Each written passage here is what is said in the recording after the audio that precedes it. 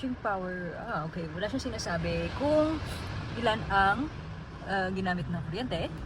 But it is 100%, so let's check my charger. Hi guys, so today, itatry nating alamin kung gaano kalayo in terms of spent yung kung nag-electric ka versus nagbabayad ka sa gas.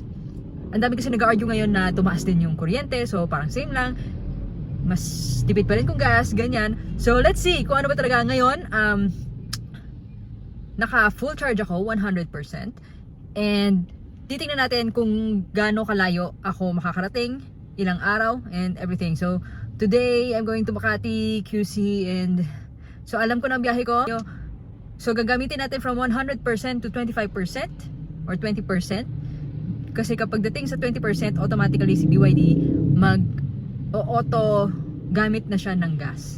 So, iniiwasan natin yon. And then, we will compute, if full charge ko to ulit, kukompute natin kung ano ba talaga ang presyo pag nag-charge ka nito from 20 to 100. So, ito, harap sa inyo. Ngayon, it's day 1. It's 100%.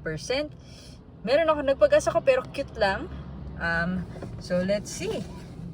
Let's go. First stop, 5 kilometers. Yes. Tapos ngayon, papunta pa lang tayo sa second stop, pero nata-traffic na tayo dito sa Buendia. 7.8 and yeah, almost an hour driving. Stop of the day, 88% na lang ako. Gabi na. So let's see, today, after the 5 km and everything, 2 km lang naman today, 0.3 kilowatt. Yeah. Video kagabi, but we're 85. Hindi ko kunin lang kasi. Yep. Na. 1.5 kilometers. Let them be. Ay, may tao.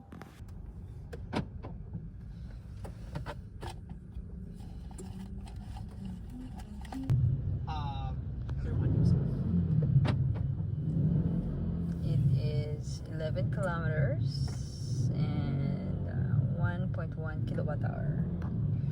Parking.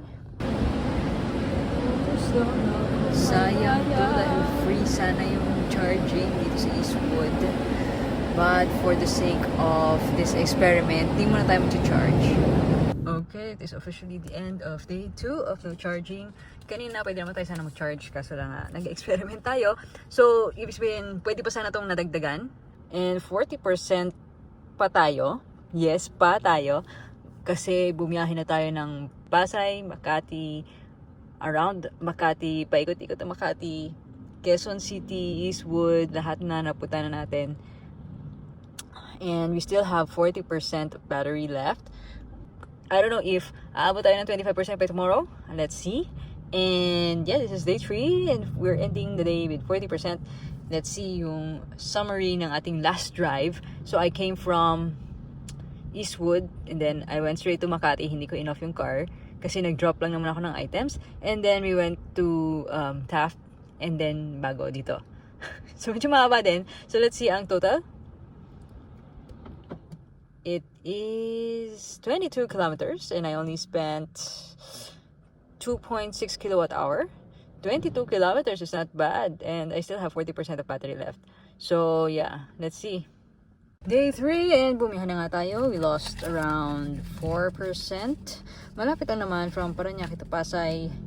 And yeah, meron pa tayong konting percentage before we reach 20 plus. 20 plus kasi yung automatically nag-change yung EV to HEV mode. Natin yung biyahe natin today. It is 3.4 kilometers and only 0.8 kilowatt hour. Na-miss ko yung i-shoot yung kanina. So, I traveled 6 kilometers based dito and then bumaba na to 31%. Ngayon pupunta naman tayo from Makati to Pasay. Let's go. Okay, since umabot na tayo na 25% kanina, nag-automatic HEV mode siya. Pero habang nagdadrive ako, nakaipon na ako ng mga 3%. So, pwede ko na siyang i-EV ulit para makatipid tayo. Ayaw natin gamitin yung gas natin. So, oops. Ayan. So, Ang kinagandahan naman dito is, kunyari nakapag HEV ka na, tapos konting bitaw lang sa brakes, sa accelerator, or papakita ko sa inyo. So, HEV mode tayo. So, pagka HEV mode kasi pag binitawan mo yung accelerator, ayan, ganyan siyang mag-charge ng battery. Negative 15, 30, ibig sabihin nag-charge siya. So, nakaipon na ako. EV mode lang natin. Dahil hanggang sa umabot tayo sa pupuntahan natin na makakapag-charge tayo. At dito na nga nagtatapos ang ating experiment. So we've actually reached 25. Ang thing lang kasi with BYD is automatic mag-HEV mode siya kung umabot ka na ng 25. So habang nagde-drive, nakapag-charge ako ng battery, so 27 na siya. Pwede mo na siyang i-EV mode talaga. Kanina kasi, in-EV mode ko siya kasi 28, umabot ako ng 28 kaka-drive. Nag-charge siya hanggang 29. 28, 29. And tinanggal ko yung HEV mode. Kaya ngayon, 27 na lang. So, ayan, medyo nabawasan yung gas, but it's fine. Konti lang naman. I think I spent 2 liters of gas na. So, I've been to Pasay, around Pasay and everywhere. Let's see our summary of our drive today. And then, the next is mag-charge na ako. So, alamin na natin kung magkano talaga ang consumption ng kuryente. Okay, so, today I traveled 14.1 kilometers, negative power consumption kasi nag-charge, and then 0.8 liters of gas. Not bad. Nag-charge eh. And then, kada nag-charge, ini-EV mode ko, so medyo nakakatipid tayo sa gas. Ganon yung logic ni BYD. So, ngayon mag-charge na tayo. So, bago kayo magtaka, itong charger ko, it actually says kung ilang kilowatt hour ang charge ko and gano'ng katagal and how many amperes. So, dito tayo mag-base kung ilang kilowatt hour ang ating charge. So, for today, charge na muna tayo. Charging.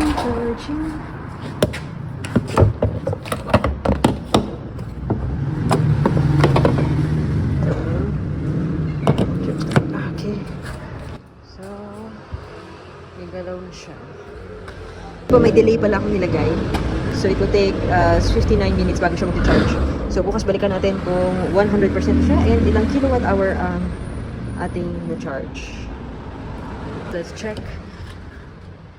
Charging power. Okay. Wala siyang sinasabi kung ilan ang ginamit ng kuryente. But it is 100%. So, let's check my charger. So, ang sabi dito, i-charge 15.9 kilowatt hour and in 9 hours kasi 8 ampere lang ang ginagamit ko. So, 15.9 kilowatt hour. Let's compute. So, sa last billing ng Meralco, it is 15.58 per kilowatt hour. So, i-multiply natin siya. So, multiply natin 15.58 times 15.9, which is my consumption. It will cost me 250. I-round off na natin, 250 to charge 100%. So 100% usually 2.5 days ko yun. So, divide natin. It is 12 times tayo mag-charge times 250, 3,000 pesos in a month. Considering na tumaas na yung presyo ng Meralco at 15 pesos per kilowatt hour. Ngayon, compute naman natin if I use gas.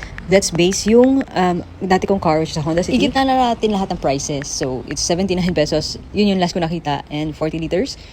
It will give us 3,160 pesos to gas up one full tank. And assuming we are traveling, 10 kilometers per liter, we will consume about 10 liters of gas every 100 kilometers. Yun yung basis natin since kanina 100 kilometers from 100 to 25% battery. Ngayon, how many days naman? So let's ask now, every 100 kilometer is, kung 100 kilometer ay 2.5 days. So, 10 days daw. So every 10 days, magpapagas tayo. Again, generous na to. Generous na to. So, let's now recompute. So it will cost us around 9,480 pesos to gas up every month. So kayo, sa tingin nyo, mas matipid nga ba?